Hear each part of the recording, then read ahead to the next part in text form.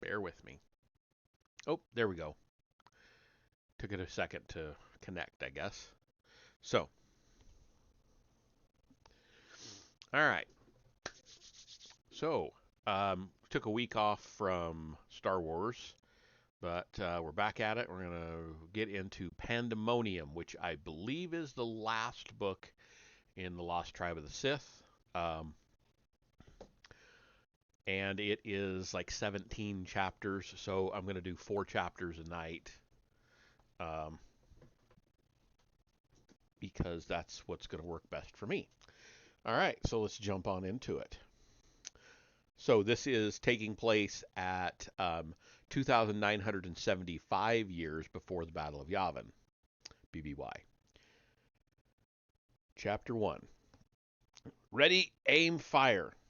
A dozen wooden launchers sounded in unison, the mighty click-crack echoing throughout the fortress. After a second for the ballistiers to reload, a similar sound followed, and then another.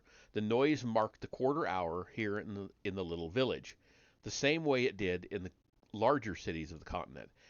It could well have been the national anthem, some had said, but Alansir already had patriotic songs in plenty. The gunners were good here, Cora thought, observing the practice range as she guided her Muntak into the compound. The arrival of the lumbering six-legged reptile and its Kashiri rider did nothing to distract the cadets from their shooting. The second between shots of their high-tension hand ballistae was a quicker rate than most gunners of the metropolitan uplands could manage. Was it the weapons or the warriors? Probably both, she mused. Her own her own district of Urar was further back in the continent's interior. The Kishiri were here at the fort at Garrow's Neck, sitting athwart? Okay. One of the long spurs into the western sea would have to be better. This was where the threat was. Cora had every right to be here, but she still felt out of place. Tan and gray waistcoat, silver hair balled tightly into a bun. That was fine military style where she was from, but this was a working camp. She'd known hard work, but lately it had been of a different.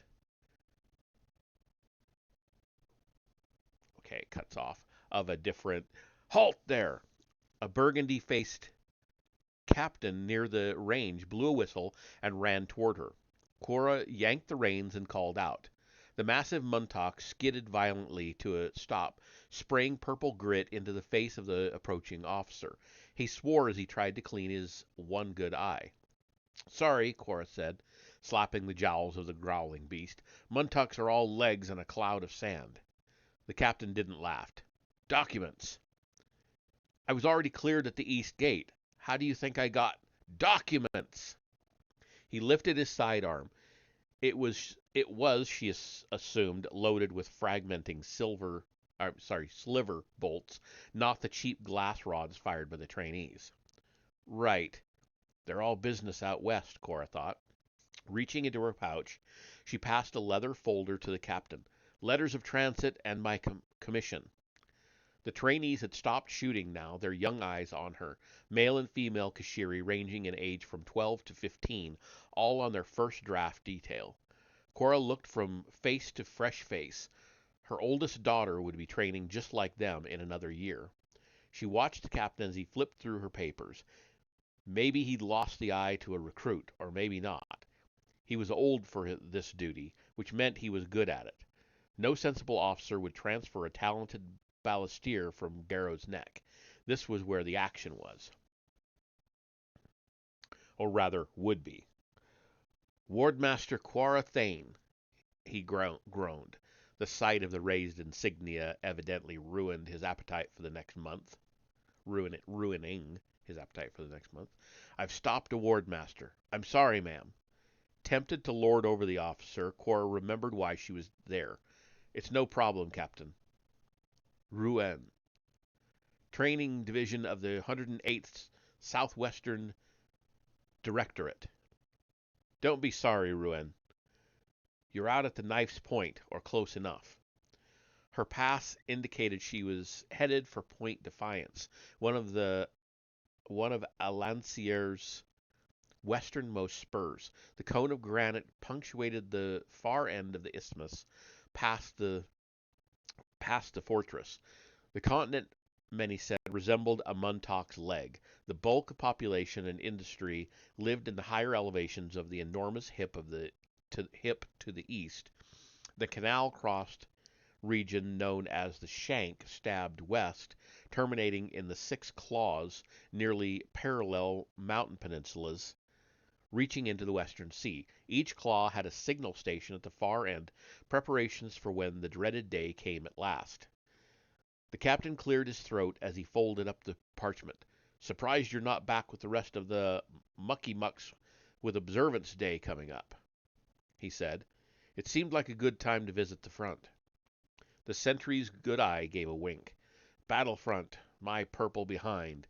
My days spent keeping my draftees inside the walls. The shore guard swipes anyone that's out and about for itself.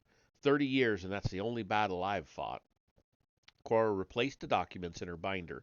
She pointed to the tall gates up ahead. "Is that the way?" "Unless you want to swim." The flying riding beasts called Uvak were the exclusive province of the shore guard in these areas, and waterborne travel in the east-west fjords formed by the Six Claws was highly restricted. There was no access to Point Defiance but through the military camp at Garrow's Neck. "Enjoy your visit and stay ready." "Stay ready," she said, taking up the reins. Prodding her Muntak back into a trot, Cora made for the western barricades, the products of hundreds of years of construction and renovation. But what caught her eye was the signal tower standing tall between rings of the fortress. Brilliant colored lights in the belfry flashed on and off, easily visible in the late afternoon. She studied it as she passed and remembered again why she was here. It had all begun with messages sent 3 years earlier through that exact relay station, and now, up ahead, she saw the source of those missives for the first time. As the mighty gate opened to permit her exit, she looked out upon the rocky trail. Half surrounded by a cloud of sea mist, Point Defiance jutted from an angry ocean. A lonely silo perched atop the promontory, blinking tiny lights in response to the faraway fortress above her. She thought for a moment about turning back, but about retracing the long journey that had brought her here. If she reached an Uvak livery before nightfall, she could be back in the world she knew before anyone was the wiser. For Cora Thane, wife and mother of 3, chief military administrator of Urar, and a rare Kashiri wielder of the mysterious power known as the Force, was at this moment thought to be elsewhere. Officially, she was supposed to be on a working tour of the battle armor factories on the northern slope of Alanciar, not heading to a secret meeting in the middle of nowhere with someone she had never met. Behind her, the ballistiers resumed firing, their shots in syncopation with the flashing signals far ahead. Almost hypnotized by the sight and sound, she felt her future stretching ahead of her. This was something she had to do. She breathed deeply and kicked the Muntak into a run. This had better be worth it.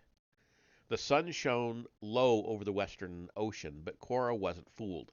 The darkness was out there in that direction.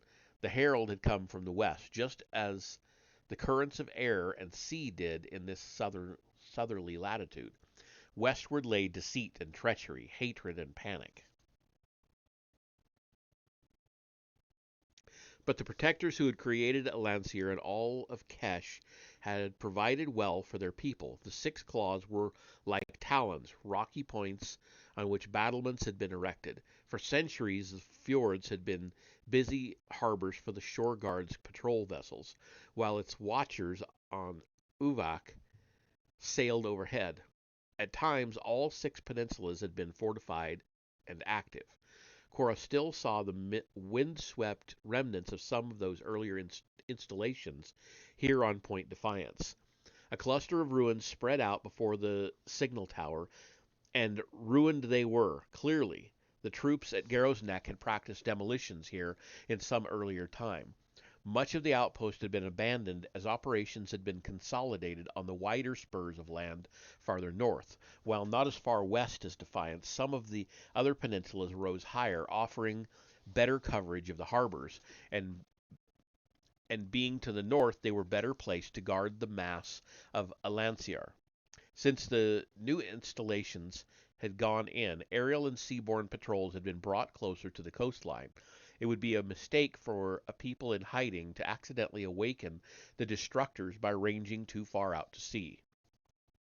The signal station loomed large before her, an alabaster cylinder rising over a walled courtyard. Railed perches on the tower's upper level looked out in all directions, with the all-important grid of fire globes sitting on stanchions above the eastern balcony. Dismounting outside the wall, Cora found a post and tied up the Montauk. "Fog's rolling in," said a gap-toothed Kashiri male in his 60s as he opened the gate. "Could be a storm." Cora blanched upon seeing him. Tiny growths of waxy hair terminated in comical points behind his ears, and the buttons of his uniform struggled to restrain his gut. "You're not Jogan Halder." "Mercy, no," her greeter said. "He's in the tower. I work with him." Inwardly, Cora breathed a sigh of relief. "You're the thought crier?" "I am," he said through the force. "And you?" Cora closed her eyes and sent a telepathic response in the affirmative. She reopened her eyes quickly to see the old Kashiri smiling. "Nice to meet another who has the gift," he said, "but I barely heard you. You tired?" "Been a long ride." Cora tensed up. It had been a long time since she'd been called upon to use the Force in her job. Lately, she'd only used it to amuse her kids and to see if they possessed her rare talents. That was out of simple maternal curiosity. The induction board would eventually discover for sure which children had the talent. Heaving her duffel bag off the Montauk's back, Cora turned and proffered her document pouch. "You want to see these?" "No need," he said jovially. "Our friends at the fort wouldn't have let you get this far otherwise." He stepped out, bearing luggage. "If things go as usual, they'll frisk me for an hour at every gate. Better go now before the officers' club closes." Exhaling, Cora placed the documents back inside her waistcoat. Bag in hand, she waved to the thought crier and shut the gate behind her. She was here and inside. Excuse me. Tentatively, she crossed the lawn to the open door of the tower. She heard singing within, echoing up through the massive stone cylinder. Clutching her duffel tightly by the string handle, Cora stepped inside and tilted her head. Wooden chairs spiraled up nearly out of sight. The wood grain of the I said chairs. Where did I get chair? Okay. Wooden stairs, sorry, spiraled up nearly out of sight. The wood grain of the steps didn't match, evidently having been replaced many times in the station's life. But someone had started painting them in gradually changing hues, creating the effect of a twirling rainbow. Around the circular room, she saw doorways connecting to the rest of the complex. She could smell something was cooking in a small kitchen. Two open doors led to sparsely furnished bedrooms, side by side, and a final passage led downstairs to the singing. "Hoop harrow for a life with you," called a baritone voice, growing louder. "The sea's my home, and though I roam, I'll always stay." "True?" Cora stood before the door. "I haven't heard that one." "Sailor's song. We get them here," the short-haired Kashiri said, his meaty arms laden with bound volumes of parchment. "You're Cora?" "Guilty." She dropped the duffel with a thud. "Can I help you with those?" "No problem," he said, stepping past, skin a robust mauve, with a closely shaved patch of silvery beard. The uniformed man was twice her weight and in incredible shape. "And he's my age? He must run up and down these stairs a lot." Sorry, I wasn't there to greet you, he said, setting the monstrous pile of books on a rickety table. I was down in the library in case you were late. I like to read while I eat. He stepped through a stone archway and found a glass pot simmering over spent coals. Stew's always on here. Something to eat? I'm fine, she said, leaning in the doorway. You're. Oh, he said, dropping the spoon and wiping his hands. Sorry, Jogan Halder. He shook her hand. No big city manners out here. It's okay, Cora said, smiling in spite of herself as she felt his firm grip. Suddenly self-conscious, she drew her hand back. You have a library here? Such as it is, Jogan smiled, leading her out. I get to Garrow's Neck on leave, and sometimes travelers leave things there to read. Not much to do here. He pointed up to where the painted steps ended. Sometimes one of the other signal stations will send news when there's no other traffic, but it's a slow way to read. Cora knew what he meant. Her conversations with Jogan had started 3 years earlier during a routine visit to Kareba, a military supply center upstream on one of the canals that emptied into one of the bays defined by the Six Claws. She'd spoken to a cousin there who'd saved months of tales of the frontier transmitted to her by a signal officer in his off duty hours. Cora had read the collection thoroughly, enchanted by the author's wordplay and honest, bruising appraisal of life at the edge of civilization. When her cousin was reassigned, Cora had sent a message through the signal station at Urar introducing herself. What had followed had transformed her life. More than 1,000 messages had passed between Jogan and Cora, mostly arriving overnight. His dispatches had awaited her when she reached her office each morning. She soon began carrying them with her throughout her rounds, leafing secretly through them to get through the drudgery of her days. Pointless distribution meetings became opportunities for her to brainstorm the responses she sent him before going home. She had struggled to make her own life sound exciting. Eventually, as trust grew, she shared her feelings about her job and household. She was thankful her access to the semaphore system was limited, lest her ranting grow unbearable. But Jogan had always been understanding, taking his long nights to craft thoughtful and eloquent responses. And now she was here in his element. She'd imagined him many times in his fog-enshrouded outpost on the edge of the safe world. He wasn't a disappointment, and he definitely seemed to be paying attention to her. Spying the coat rack, she removed her overcoat to reveal her dress uniform. It was necessary for her travels, but she'd left the decorations in her desk at work. She felt awkward enough without visibly outranking him in their first meeting. You met Belmer on the way out? I did, Cora said. She chuckled. I was afraid he was you. No, but I do send romantic messages out for him under my name, he laughed. Just kidding. Belmer's loves are all fermented. Not exactly what you want in a thought crier at the front, is it? He doesn't drink on duty, of course. He reached for her duffel bag. Let me take that. She watched with anticipation as he placed it between the doors to the two bedchambers, almost the baggage handling equivalent of a wink. They hadn't spoken in specifics about sleeping arrangements for the week of her visit. That would be too premeditated. It had been fun to wonder. Forgive the look of the place. We're at the end of the inspection route, and with old bachelors you can imagine. I have 3 kids. You should see my place when my husband's away at work too long, she said, immediately regretting it. Your husband, Brew, isn't it? How is he doing? He's fine, Cora said. Sorry she had ever invoked him. Stupid, stupid, her eyes darted to the side. How about that tour you promised me? Happy to show you around, though there's not much to see, Jogan said. But first things first, Cora. Come along. Seeing him beckon for her to follow, Cora hesitated before realizing what he had in mind. Embarrassed at where her thoughts had gone, she followed him up the spiral staircase to the signal tower. She shook her head as she climbed and wondered about her mental stability. I haven't been 14 in 30 years. What in blazes is wrong with me? And that is the end of that first chapter. Getting into chapter 2. Here's where the magic happens, Jogan said, helping her into the belfry.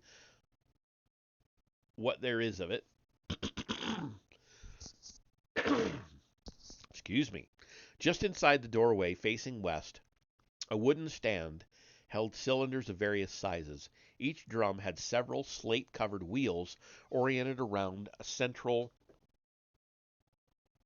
Oops, I lost my place. I looked away for a second there. Oh, each drum had several slate-covered wheels oriented around a central dowel with lines dividing the circumference of each wheel into equal parts. Jogan selected one of the medium-sized drums and snapped it crossways into a holder on his workbench. With the swiftness born from routine, he scrawled a message in chalk across the cylinder, one character in each box, turning the entire drum as he reached the end of each line. Finishing, he pulled a small locking rod free from the cylinder, caused the letter wheels to rotate freely. Having reset the positions of the wheels at random, he replaced the locking rod and recorded a 10-digit number reflecting the new positions of the tumblers. No big cipher for this one, he said, unplugging the cylinder from his workstation. He stepped out onto the eastern balcony. By the parapet stood the frame holding the massive fire globe grid. All but one of its orbs cycled inward toward their bushings, the off position. You might want to shield your eyes, he said. Quirrell lingered in the doorway and watched Jogan work the signal device. Cycling pulleys, he brought the grid to blazing life. One orange light flashed and then another, beaming far into the deepening darkness of the east. The alert signal sent Jogan's hands darted from one control to another, opening and shuttering lights of burning white, gold, orange, and green. She'd learned what they meant once. It had been part of her basic training back home, but only an expert could send signals as fast as an experienced Lancier semaphore operator. It took Jogan all of 5 seconds to send the destination code and begin transmitting his missive. You're good. Practice, he said, barely looking at the drum with the scrambled text for reference. It's an awful lot of work just to say that Belmer Catton has headed off to sleep on the floor of a tavern for a week and that his relief has arrived. You're not using my name. No need, Jogan said, smiling at her even as his hands continued to work the device. You're one more anonymous warrior for the great cause. We may have a different great cause this weekend, she said to herself, hoping her blush wouldn't be noticed in the glare. Turning back inside, shielded from the searing flashes, she studied the lonely room. What with spotters, signalers, and transcriptionists, most inland signal stations had no fewer than 4 workers, and many had more handling traffic in more than one direction. What had begun as an early warning system had become the logistical backbone of the state, conveying everything from weather reports to shipping updates. As decades passed without the expected foe arriving, many in authority had started using the network for personal messages, like those that had passed between her and Jogan. The network had been one of the greatest developments of modern times, but it was under ever more stress, and she expected that any minute the War Cabinet would clamp down. That's fine, she thought. I'm here now. Where does the thought crier work? She asked. Sometimes here, sometimes on the balcony or in the yard, Jogan said, returning from outside. The message finished, he wiped the cylinder clean with a damp cloth. There's a meditation room downstairs with some privacy, but it doesn't seem to matter to you folks. Right, she said, remembering. You can't use the Force. I like my way of sending messages just fine. He pointed to the door beside him. Sunset? Somehow Cora found herself on the western balcony, high above the thunderous surf. Life was moving without her now. She wasn't making decisions anymore, not consciously. Out there, as promised, an orange blaze appeared between the low clouds and the horizon. The coral banks to the south are even nicer. We've got a rowboat. Maybe in the morning you can see. Jogan appeared next to her, holding a bottle and a glass from Belmer's stash. He poured for her. Sorry, there's only one glass. Belmer drinks from the bottle. Winking, he did just that. So this is what you guys do, she said. You sit out here all year drinking and writing to married women. Drinking and writing to married women, all while the great enemy lurks over the waves. She sipped and smiled. I'm a ward master, you know. I could report this. I'll take my chances. The sun vanished and the carpet of clouds erased the remaining sky. Feeling the wind pick up, she sidled closer to the railing where he drank. You never married? No, and you know this, he said. We covered that in message 2.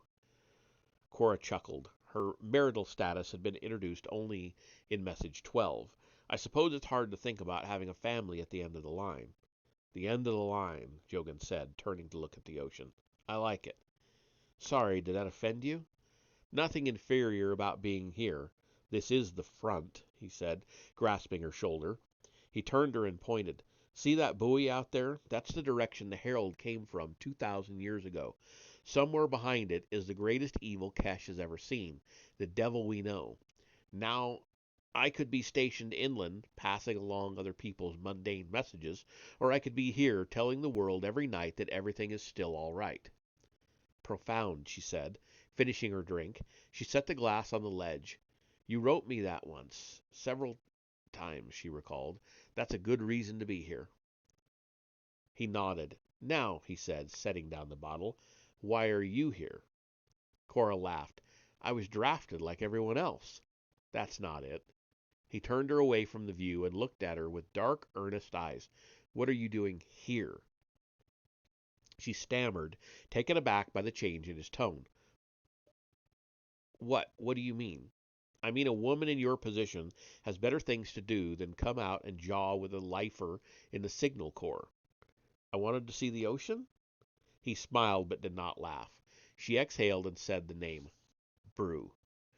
Brew. What does your husband do again? Something with the training directorate, I thought. He teaches glass blowing to the elderly. Well, that's... Cora looked away as Jogan stopped to recompose his words. I'm sure he gets a lot out of working with them, he finished. Do headaches count? Cora smiled weakly. Brew hates every minute of it. They're veterans, and while they've all been retired, they still have to do something for the cause. Like we all do, so these cranky people are on the factory line, and every single one thinks they outrank him, which they might not if Brew had any rank at all. Cora's voice trailed off. Still, he's putting people to use. All we can do, no? No, she said, shaking her head. Or yes. It might be all he can do, but he'll never know because he doesn't try. Brew's a good father for the kids, and he's made a decent home in spite of me being busy. But he's not the man you married anymore. Actually, he is. That's the problem. In 20 years, I've gone from supply clerk to thought crier to materials supervisor to ward master. Successful ward masters become mayors.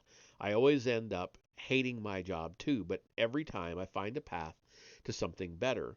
But Brew can't find the nerve to tell off an old fossil whose authority ended before the ancient cataclysm. Cora caught her breath. It was like her messages, but this time there wasn't a word limit to stop her.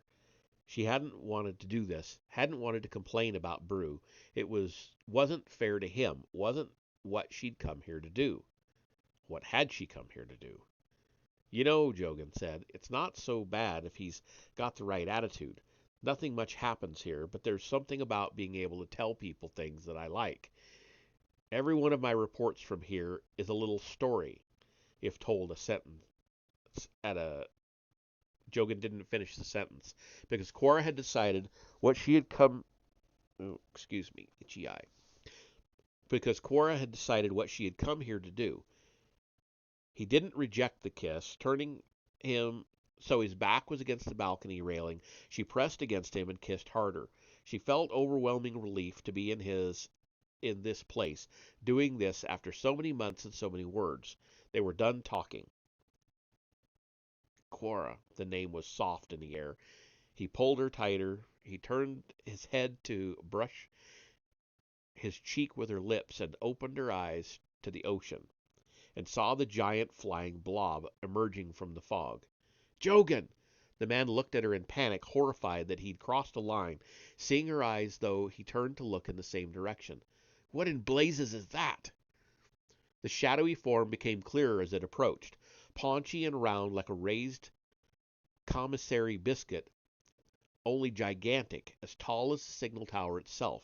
Fluorescent design work gave the shape a snarling alien face. Something was suspended just beneath the mass, a railed deck easily the size of one of the canal packet boats, and there was something to the body's rear on either side, moving back and forth, almost organically in the wind.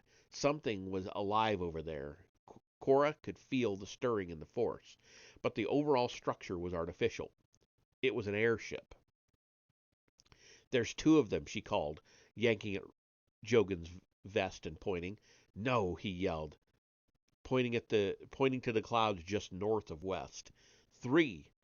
For a split second they held each other again, stupefied, both looking out at the vessels. What do we do? What we're supposed to do, Jogan said. He released her and dashed back inside. Wait, what are you doing? That should be an easy answer, he said, grabbing a dust-covered drum sitting alone at the very top of the wooden stand. It was the first cylinder to be inscribed for transmission when the signal station opened, centuries earlier, and it bore only one word, unscrambled with the source identifier for Point Defiance at the top. There was no destination code because the destination was everywhere. I haven't sent any flash traffic since the typhoon that fizzled out 6 years ago, he said, hurrying into the eastern balcony. I sure hope they believe me. Working the pulleys, he looked back to see her still standing in the doorway. Cora, what are you waiting for? What do you mean?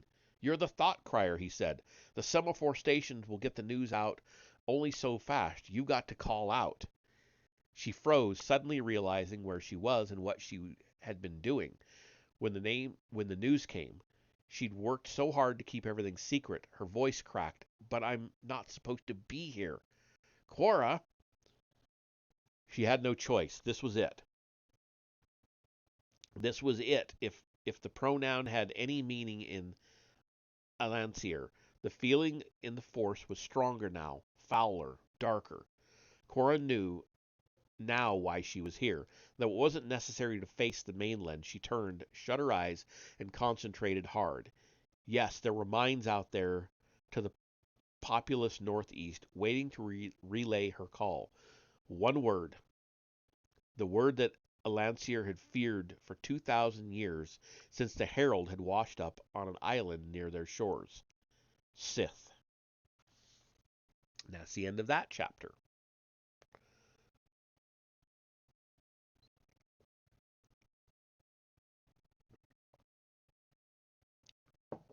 So, what did I say I was going to do? 4 chapters?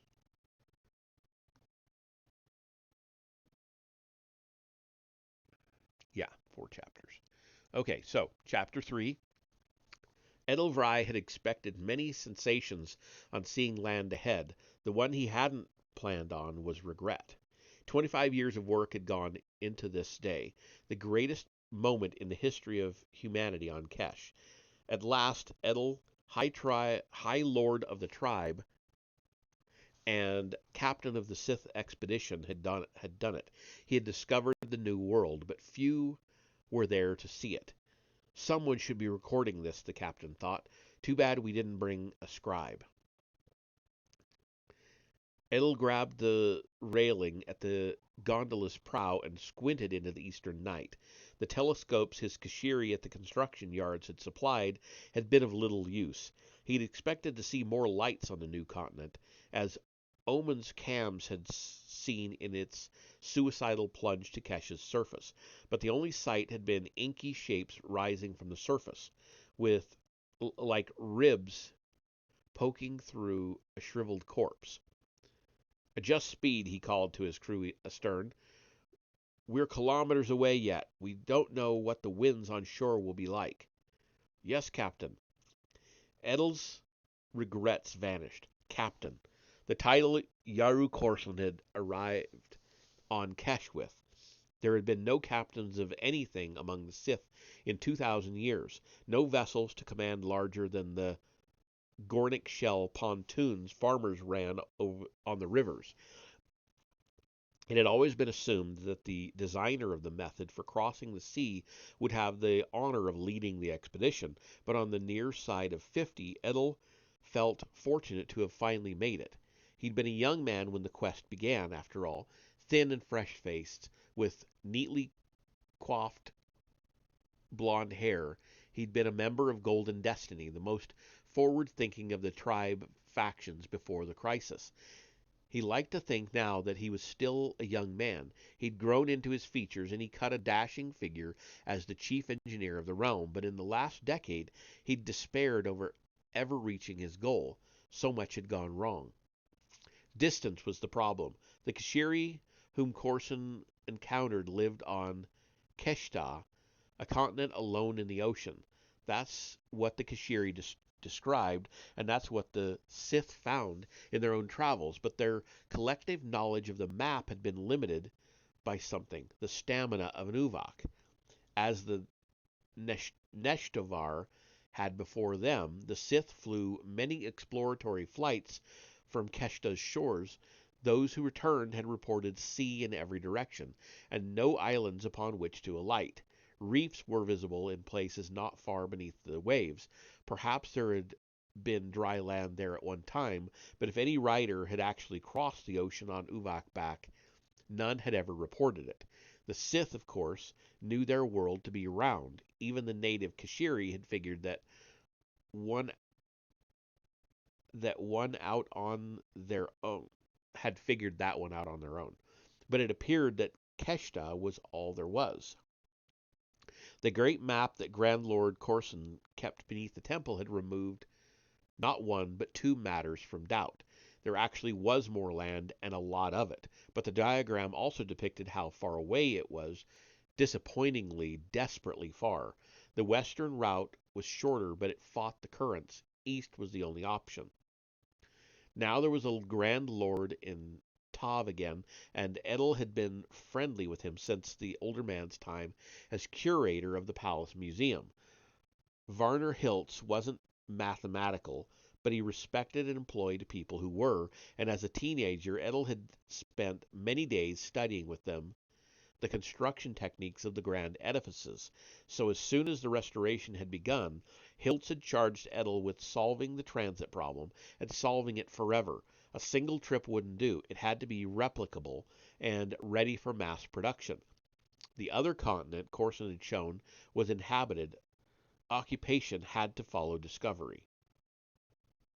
Years of experiments followed. Boats were out of the question. The jungle forests of Keshta yielded nothing that would survive the rough waves.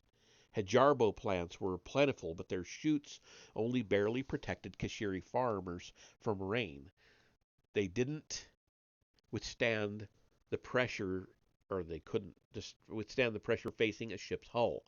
Vosso and the few other hardwoods from the far interior were too dense to float. Others were too rubbery. Edel spent the second decade of his work in the study of those materials, hoping to find something that would make the trip possible. Failure heaped upon failure, and many aides grew disgusted with him and became rivals, testing their own plans. Hiltz had made him one of the youngest High Lords in history to ensure that he had full access to resources, but Edel had no time for court politics or family. He refused to yield. His ancestors had crossed the stars. The Force could negate the rules of nature. A true Sith should be able to cross a planetary puddle. The solution that ultimately struck him was far afield from engineering and resembled alchemy to his peers. Perhaps it was. The hot seams of the sessile spire emitted a variety of noxious gases, including methane. Using glass vessels shaped by Kashiri crafters, Edel and his team trapped methane and used a simple water catalyst to isolate hydrogen, the lightest element known. With a production line set up, Edel developed structures the gas could carry aloft. Again, the Kashiri artisans were up to the task, fashioning an amazingly thin containment fabric that stiffened against pressure. Edel's rising bell shape proving the most stable, and he added a gondola crafted from several layers of latticed hedgerbow, just strong enough to carry the weight of a crew and their provisions. What would not float on water would float on air. 3 years had passed since he'd gotten that far, and then despair had fallen again.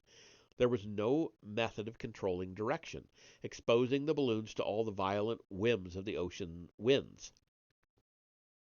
The jet streams here in Kesh's southern hemisphere could provide a mighty assist, but they proved untamed.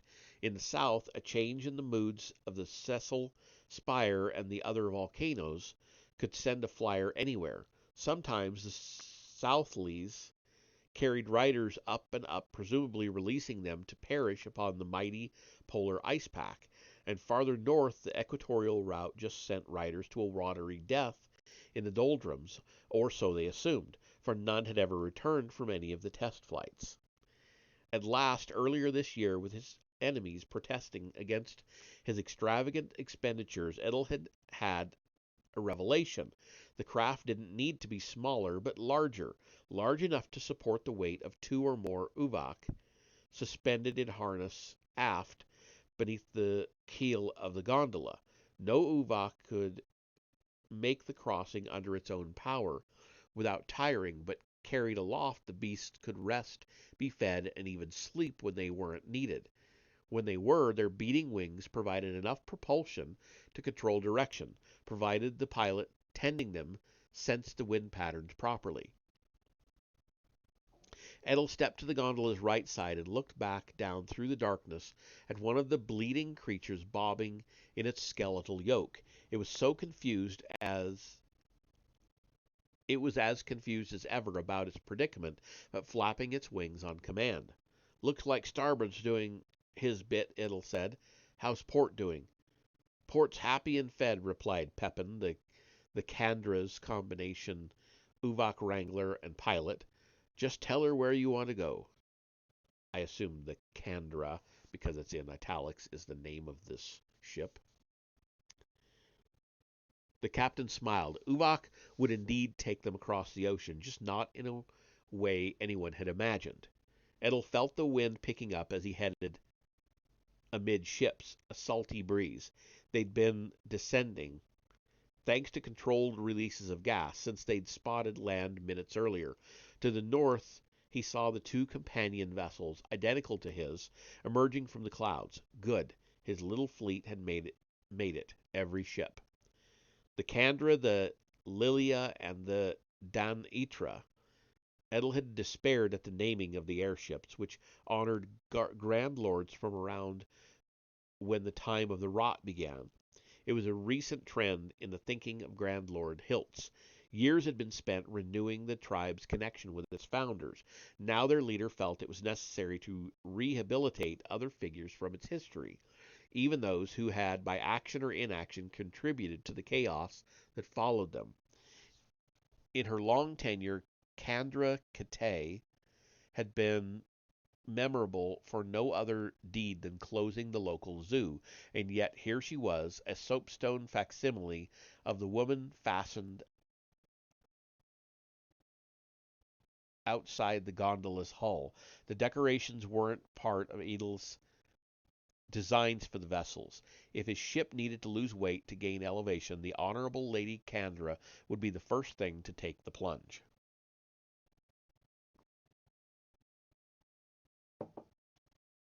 Tiny red lights appeared on the decks of Lilia and Dan-Itra, lightsabers flashing on and off. Edel returned the signal.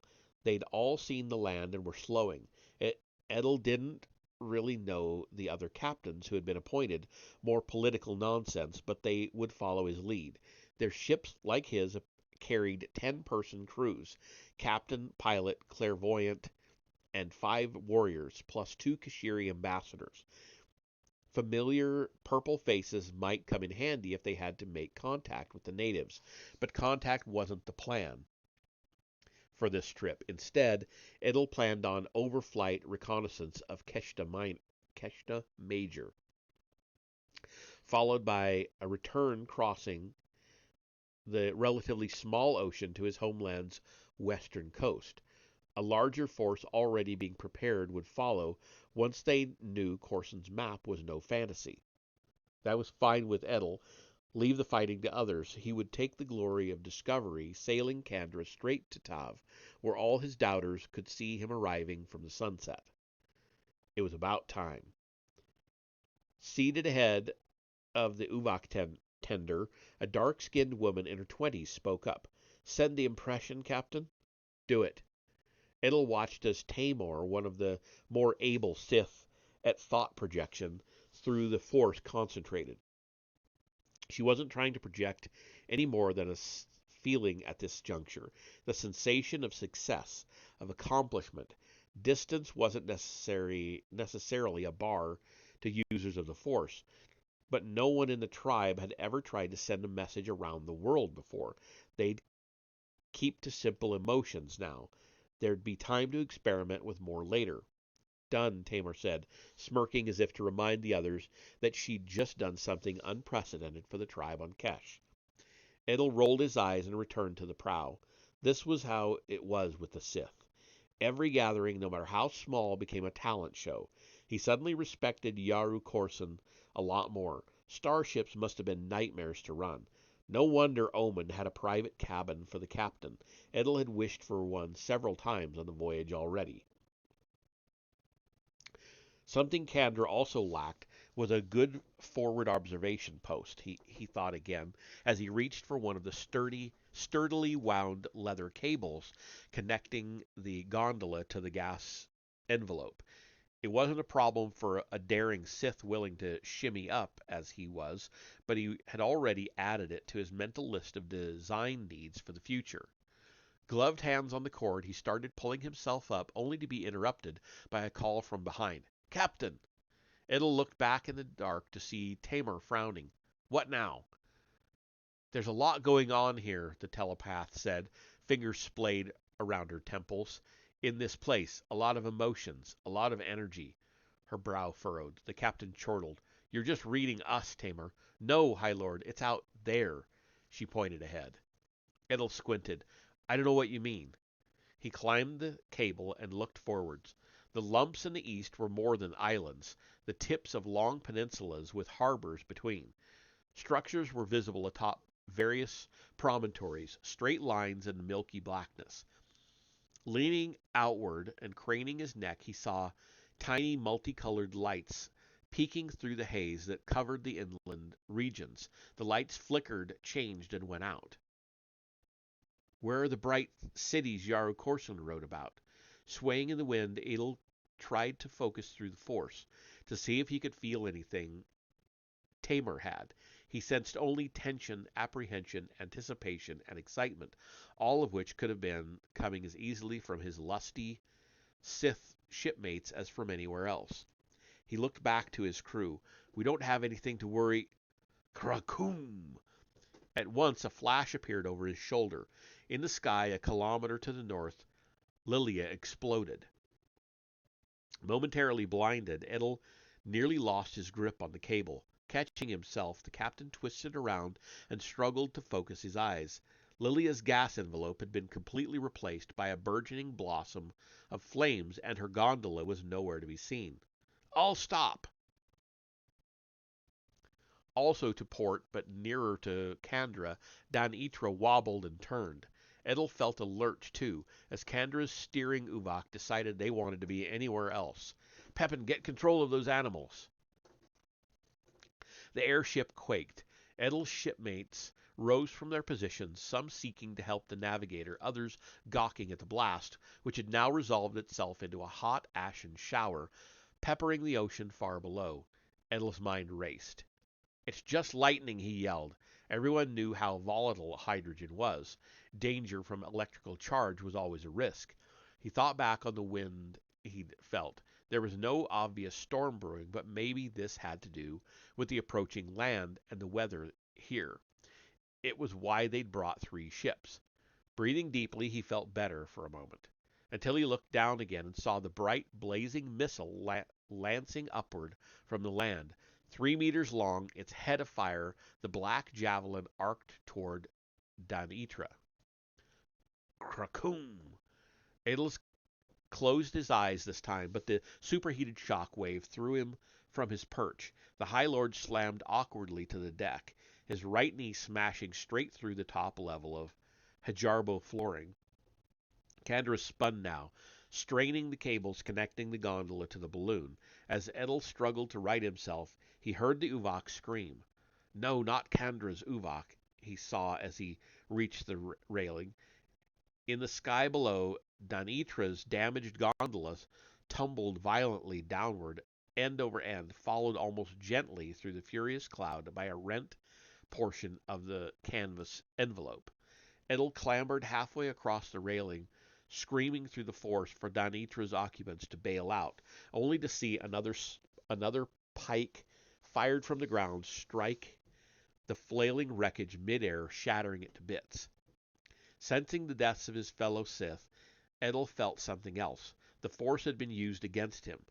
Such precision firing, it was the only way. But whoever heard of Force using Kashiri? Captain, they're firing at us now. Below, the air itself seemed to scream. The captain clutched the railing and swore. It was indeed a historic moment. Like Yaru Corson, Edelvrai and his Sith had made first contact with the natives of a new continent. But this time the natives were stronger. And that's the end of chapter 3.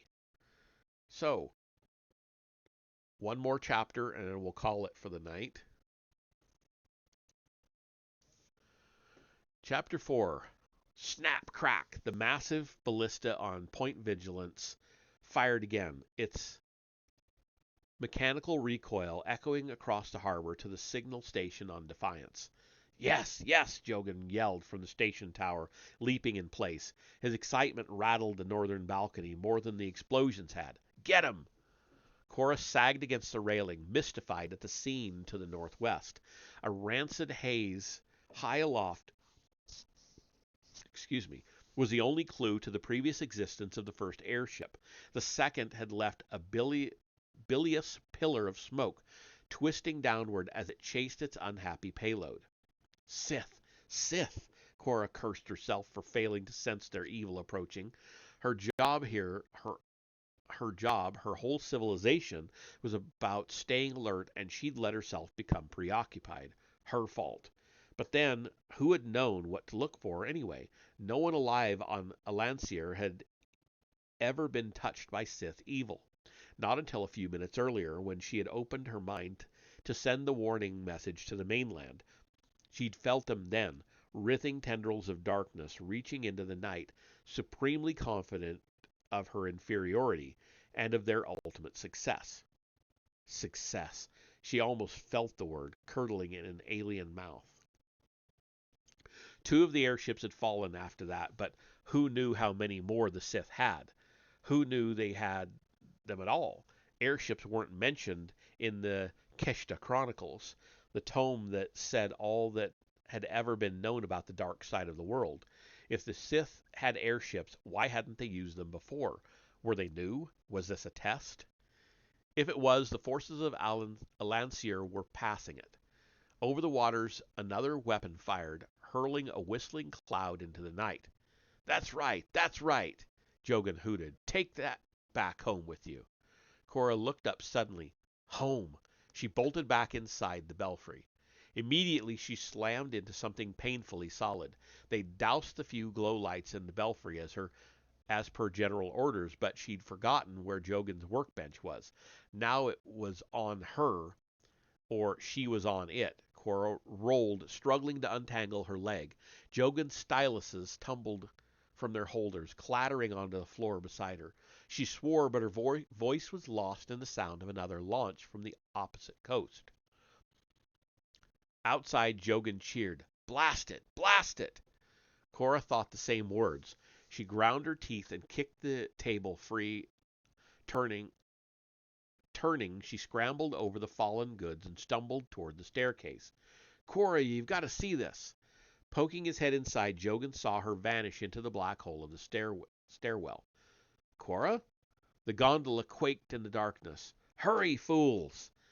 All the occupants of Candra were moving now, hurling provisions over the side in a desperate attempt to put some elevation between the airship and the ballistae below. The fortification overlooking the harbor fairly bristled with weapons, Edel saw, but they had a limited range. To avoid a fiery fate, a Sith could starve a little. But the tribe had to know what lurked here. "Tamor, send the alarm." Glancing aft, Edel saw the telepath kneel. There was no concentrating here, not with Candra buffeting so violently against the crazed Uvok's exertions. The woman steadied herself against the gondola frame with one hand and screamed as white geysers seemed to erupt from beneath her feet, tearing woman and hijarbo flooring to pieces. Edel goggled as Tamor fell. With Candra lurching again, he leapt across the new gaping hole in the flooring to land at the side of what was left of the clairvoyant. There was no saving Tamor, he saw. Her body was lacerated with dozens of shining stones. He gawked as he recognized the projectiles. Diamonds. An Uvok screeched past, soaring upward into the night sky behind Candra. Edel thought one of his own wailing creatures had gotten loose, until the Uvok seemingly wheeled in midair and turned in pursuit. There was no mistaking, it was the source of the fatal shots, and now as it approached, Edel could see through the murk a Kashiri rider propping a long tube on his shoulder. "Look out!" As Edel dived back over the opening, a mechanical snap sounded from behind.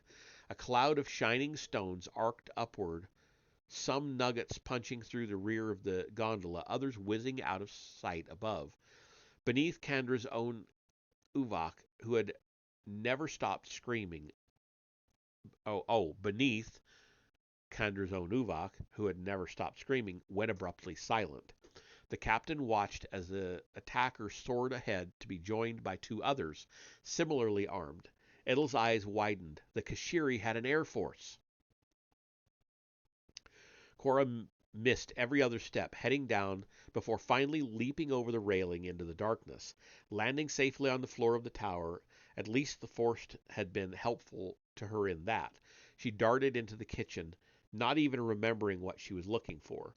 Jogan clambered quickly down the steps. "Cora?" "I've got to go," she said as she dashed heedlessly from room to room. "Where's my pack? I need my pack." Jogan watched, puzzled, from his perch on the stairs as she charged past in a frenzy. He pointed toward the floor in front of the bedroom doors.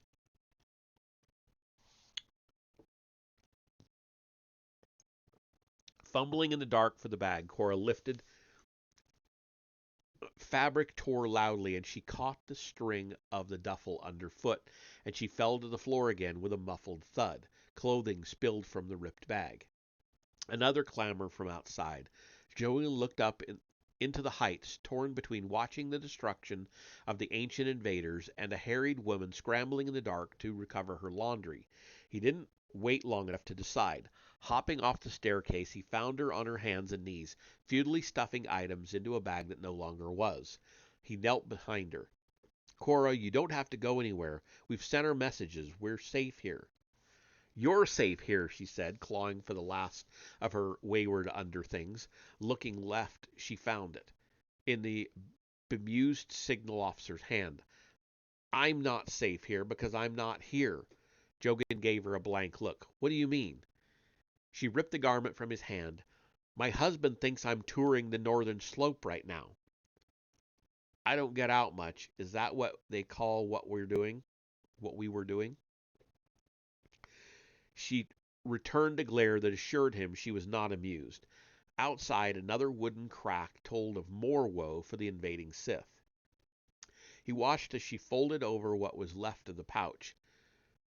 "But you said Brew's not in the military," he said. "I don't think he'll find out." Clutching her belongings between her arm and torso, Cora whirled and grabbed Jogan's hand. She spoke urgently. "Jogan, meeting you is one of the best things that ever happened to me. You're a very hopeful and trusting person," she said. She turned his hands over and clutched them more tightly. "But that out there is the biggest thing that has ever happened, and you and I are out on the balcony watching it. I was the one who sent the thought signal." She dropped her hands and stood. "There are going to be a lot of people here soon," she said, gesticulating wildly, "and everyone on Kesh will know who was here when the Sith came. I can't be here. It's history. Keep it." Jogan stood. "Cora, if the state dispatched you, they already know you're here." "That's just it. They didn't send me." She barged past him toward the door, lit from behind by the low light from outside. She looked back at him plaintively. "I wrote the letter of transit here myself. I borrowed the travel supervisor's seal to stamp it." "You can do that?" "Not really. It helps that he's 77 and too well connected to be sent to work in, I don't know, a glass factory." "There wasn't a relief order for Belmer?" Belmer, her mind raced. No, she hadn't told her name to Belmer, the thought crier. He would be heading back here now, too, unless the forces at Garrow's Neck stopped him. She thought back on the captain and his gunners. Did he remember her name? They, too, should be marching up the trail any minute. How was she supposed to get past them? "I've got to go," she ran through the doorway. "Rising bell damaged." Pepin's warning was no surprise to Edel. Hydrogen hissed from punctures in the gas bag. Not good, he thought, though at least the attackers buzzing around, there were 3 now, didn't have the fire-tipped javelins that had killed their companions. But Kandra was descending again, soon to be back within range of the ballistiers. There was no choice. They had to deflate the balloon before anyone else did. Edel forced his way forward.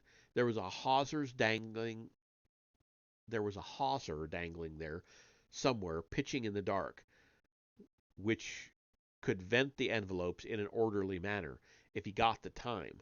Outside, the Uvok riders turned for another pass. "Warriors, port and starboard! Prepare to deflect fire," he yelled. "No lightsabers! Use the Force!" This was no time to learn whether igniting a lightsaber would touch off an explosion. 2 Uvok converged from either side, their riders unleashing a hail of shining pellets into the night. But even as the Sith warriors gestured to block the spray, the 3rd Uvok rider made his appearance, diving headlong toward the gondola. The forward section sundered under the brunt of the suicidal attack, smashing the graven image of Kandra Katai backward along the rest of the prow. 2 crew members died instantly from the impact. Edel seized a railing amidships just as the forward cables snapped. What remained of the gondola flipped downward, held to the sighting balloon only by the rear supports. Another warrior and an unanchored Kashiri ambassador disappeared into the darkness. What remained of Kandra hurtled downward, the balloon slinging its hostages violently beneath it. Edel saw faces spinning above him, all clinging desperately to the scraps. Below, the dark harbor yawned wide as if to devour them. From beyond, he heard the telltale whispers start again, growing more shrill by the second. He screamed for his crew to fall free from the ship, and finally let go himself, surrendering his dream to an eruption of heat and light. As the surf crashed around the southernmost peninsula, chaos continued to rage to the north. Every launcher on the 6 claws fired wildly into the sky, searching for the last airship. Jogan stood in the open gate, holding his repeating ballista in 2 hands. A hefty construct of ossified wood and elastic bands under high tension. It was standard issue for the front. But while the long-awaited war was finally going on across the harbor to the north, Cora was wandering the knoll looking every which way. Her torn bag sat on the ground unattended. Cora, what's wrong? Jogan asked, striding over. My mum talk, she said, waving a stretch of leather cord. Blasted thing chewed through its tether and ran off. Jogan knelt and looked at the tracks in the purple sand. The explosion spooked it. Can you call it? I would if I knew its name. I checked it out at the coral in Tandri. You didn't get its name? I was only going to have it for a while. Do you get to know rental Muntalks? Jogan looked at her in bafflement. And your job is to keep Urar organized. Sorry, it's my first affair. Cora turned to further argue the point, only to sense a stirring in the force. Feeling the shadow fall across Jogan before she saw it, she reached out to shove him telekinetically. Too late. An organic mass slammed into the sandy slope, flailing as it struck the surface. Thrown to the ground by the impact, Cora stumbled and looked straight into the lifeless green eye of a behemoth.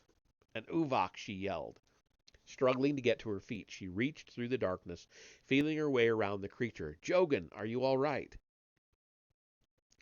Over her shoulder to the northeast, the last remaining balloon exploded thunderously over the harbor. Cora paid no mind, feeling around the mammoth corpse until she found Jogan, his frame pinned under the creature's weighty tail. Violet face lit by the detonation, Jogan looked up in a daze, blood trickling from his lips. I think I found your animal, he said, between coughs, but I thought you said you rented a Muntak, not an Uvok. And that is the end of that 4th chapter. So I'm going to leave it off there. And we'll pick that up next week, barring catastrophe. So, interesting so far. I'm kind of glad they got away from the affair, just because not really interested in reading that live on a stream. Anyway, just kind of not my thing for reading material. All right, so let's call that a night, and I will see you Friday night for the next reading in Fingerprints of the Gods. We're blazing through that book pretty quick. Have a good night.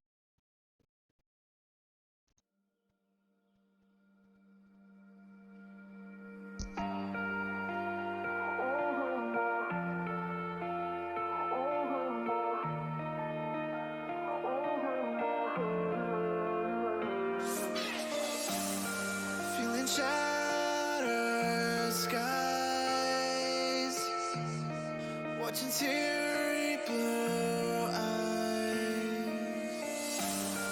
wonder where I might find some peace of mind. Not lights like I've had, but more sophisticated into love relations. Assembling my own heart, 'cause my mind's a million places. I'm giving up. So it's in my head. Just tell me it's not happening. Tell me it's not happening. Surrender myself. I feel the world collapsing in my ears.